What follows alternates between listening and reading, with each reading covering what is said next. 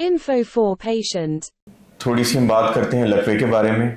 बहुत से मरीज़ आजकल जो है वो इंटरनेट पे भी देखते हैं कि लकवा यानी बेल्स पाल्सी या फेशियल नर्व पाल्सी जो है उसके बारे में ढूंढ रहे होते हैं कि जी हम क्या कर सकें। और आजकल बहुत से लोग जो यंग पेशेंट्स हैं वो चाहते हैं कि हमारा जो है वो ना सिर्फ चेहरा देखने में सीधा लगे बल्कि हम हंस भी सकें और एक्सप्रेशन भी प्रोड्यूस कर सकें। सो ये एक बहुत बड़ा डायलेमा है आजकल और लोगों को इसका बिल्कुल नहीं पता होता और नेट पे सर्च करने से भी कोई ज़्यादा इन्फॉर्मेशन नहीं मिलती कि क्या किया जाए और ट्रीटमेंट्स क्या अवेलेबल हैं। सो सबसे ज़्यादा जो इसमें क्वेश्चन मेरे पास जो पेशेंट्स आते हैं जो फेशियल पाल्सी के हैं वो ये आते हैं कि जी हम जो है इसको क्या हम दोबारा ठीक हो सकते हैं, क्या हमारा चेहरा जो है वो देखने में नॉर्मल लग सकता है या हम एक्सप्रेशन दे सकते हैं। हाँ जी, बिल्कुल आप दे सकते हैं। आँख बंद करने का मसला भी ठीक किया जा सकता है और जो चेहरे के एट रेस्ट और जो एक्सप्रेशन है वो दोनों रिस्टोर किए जा सकते हैं। फिर नेक्स्ट क्वेश्चन होता है कि जी ट्रीटमेंट ऑप्शंस क्या हैं, अब हम किस तरह हम हमारा क्या ऑपरेट होगा।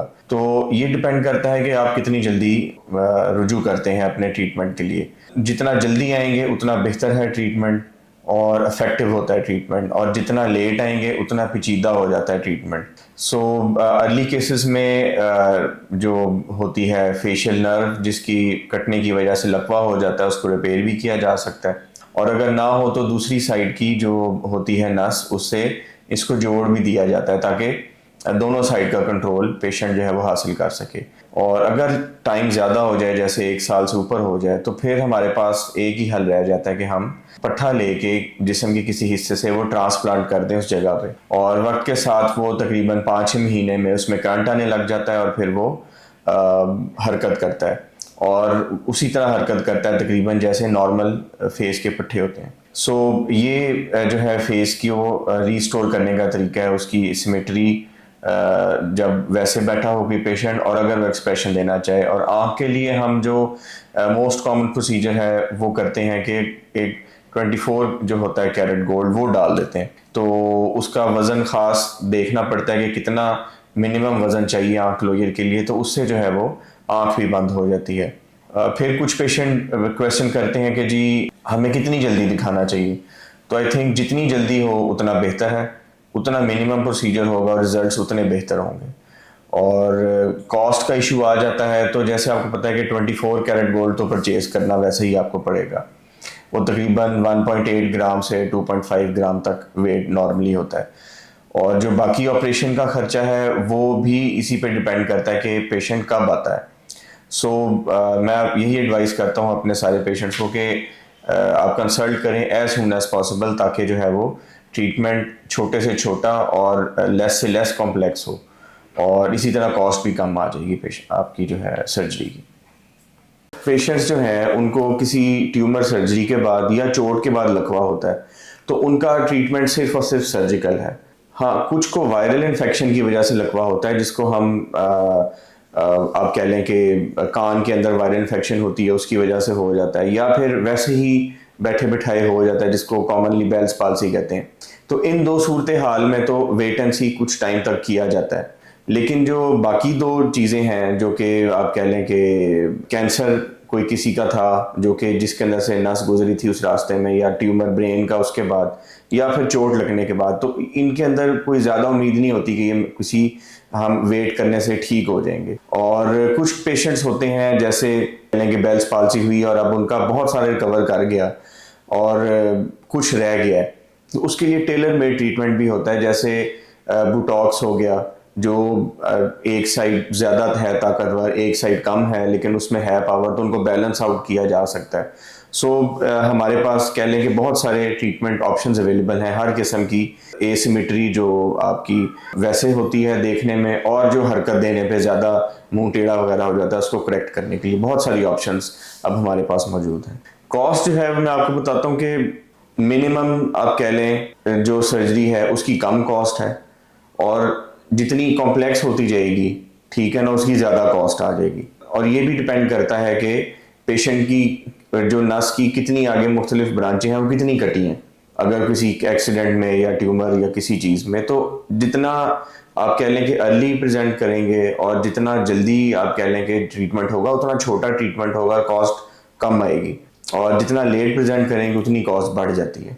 और फिर ये भी लोग कहते हैं जी कि हमारा इस हॉस्पिटल में कर दें, इस हॉस्पिटल में कर दें। तो मैं तो यही कहता हूँ कि जिस भी एक ही हॉस्पिटल में करें, लेकिन जहाँ आप कह लें कि क्लीनिनेस हो, कोई क्रॉस इन्फेक्शन का डर ना हो, जो है ना, उन चीज़ों में मैं कॉम्प्रोमाइज़ नहीं करता। सर बेल पॉलिसी जिसका आप ख़ास तौर पर इलाज करते हैं, वो ज़्यादातर आपका मतलब है कि एक्सीडेंटल केस जो की सूरत में जो बेल पॉलिसी लोगों को हो जाती है, उसका आप ट्रीटमेंट करते हैं। बेल्स पाल्सी असल में एक आप कह लें कि पार्ट ऑफ जो लकवा है ना, उसका तशखीस आप कह लें कि उसका एक तशखीस है बेल्स पाल्सी। लकवे को बेसिकली हम अंग्रेज़ी में फेशियल नर्व पैरालिसिस कहते हैं जी। तो फेशियल नर्व पैरालिसिस जो है वो पैदाइशी भी हो सकता है और बाद में भी किसी को हो सकता है।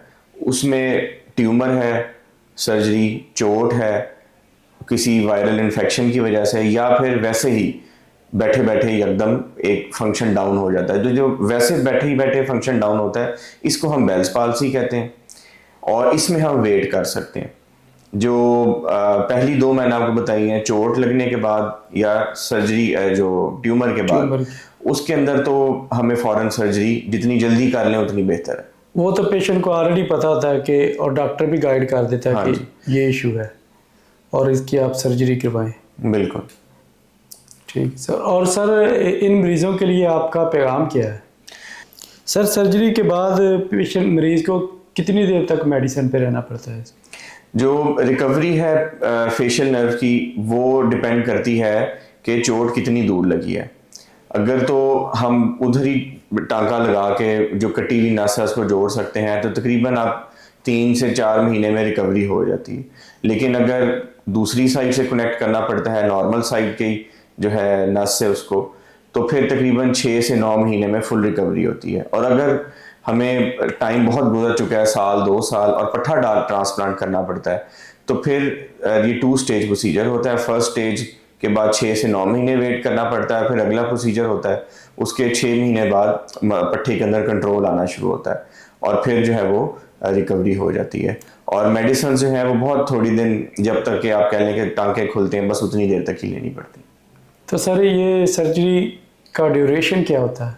सर्जरी का ड्यूरेशन, जो अर्ली सर्जरी है, जैसे नस कटे या हमने नस को जोड़ना है, वो तो 1 से 2 घंटे में परफॉर्म हो जाती है। लेकिन कॉम्प्लेक्स सर्जरी जिसमें ट्रांसप्लांट करना पड़ता है या दूसरी साइड से कनेक्ट करना पड़ता है, वो कहीं भी 3 से 4 घंटे ले लेती है। इस सर्जरी के ज़मरे में किस उम्र के ज़्यादा लोग आते हैं? सबसे ज़्यादा जवान लोग आते हैं, क्योंकि उनको मसला भी होता है ज़्यादा। ज़ाहिर बात है, उन्होंने नौकरी करनी है, उनकी शादी होनी है, तो बेशक किसी मसले की वजह से भी उनको लकवा हुआ और फेशियल पैरालिसिस हुआ, तो वो फ़ौरन चाहते हैं कि हम ठीक हो जाएं, क्योंकि उनकी जो आप कह लें कि जो सोशल इश्यूज़ हैं वो बहुत ज़्यादा हो चुके होते हैं उनके साथ। तो ज़्यादातर इस कैटेगरी के आते हैं। बहुत थोड़े बच्चे आते हैं, और जो एल्डरली होते हैं वो बहुत कम आते हैं हमारे पास। सर एक दफ़ा ट्रीटमेंट, इसका इलाज, प्रोसीजर करवा लिया जाए तो दोबारा होने का खदशा होता है? देखें, जो ट्यूमर या फिर चोट के बाद है वो तो ख़त्म हो गया काम फिर। हाँ, जो आप कह लें वायरल इन्फेक्शन की वजह से या बेल्स पाल्सी की वजह से है, वो दोबारा, जो वायरल है वो शायद हो जाए दोबारा, लेकिन बेल्स पाल्सी अमूमन दोबारा नहीं होती, एक ही दफ़ा होती है अगर किसी को हो। घरेलू टोटके या इस तरह की भी चीज़ें, उससे भी कुछ फ़र्क पड़ता है? देखें, घरेलू टोटके खाने से ये होता है कि टाइम पास होता है। और जैसे मैंने आपको बताया कि ख़ास कैटेगरी ऑफ पेशेंट जिनको वायरल या फिर बेल्स पाल्सी की वजह से लकवा हुआ है, उन्होंने इम्प्रूव करना है विद टाइम। 6 महीने के अंदर उनकी इम्प्रूवमेंट आ जाएगी, बहुत माइनर रह जाएगी, तो लोग फिर उससे इसको कोरिलेट कर देते हैं कि जी हमने वो देसी कबूतर खा लिया, हमने फ़लाँ चीज़ खा ली, उससे हमें बेहतर है। लेकिन वो वैसे ही विद टाइम इम्प्रूवमेंट आ जाती है इन चीज़ों। With the passage of time ये इम्प्रूवमेंट होनी होती है? हाँ जी, इन दो कैटेगरी के पेशेंट्स में इम्प्रूवमेंट होनी होती है। अच्छा। तो वो फिर इससे रिलेट कर देते हैं।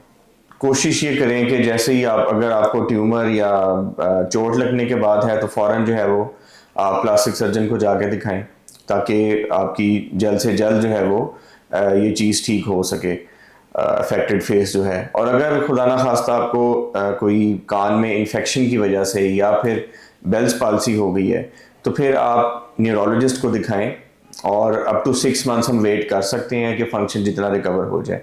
और फिर जब माइनर फंक्शन रह जाए तो 6 मंथ से ज़्यादा वेट ना करें, उस टाइम आप ज़रूर प्लास्टिक सर्जन को दिखाएं ताकि फ़ौरन जो थोड़ा बहुत मसला है वो बैलेंस आउट हो जाए।